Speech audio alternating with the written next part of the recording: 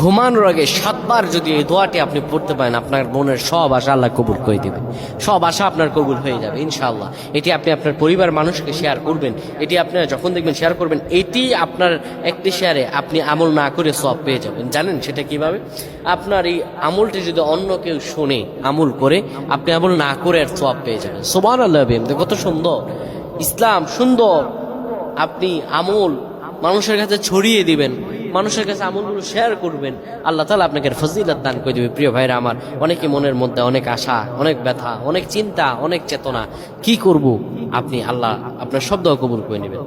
প্রিয় ভাইরা আমার, ঘুমানোর আগে যদি কোনো ব্যক্তি পড়তে পারে,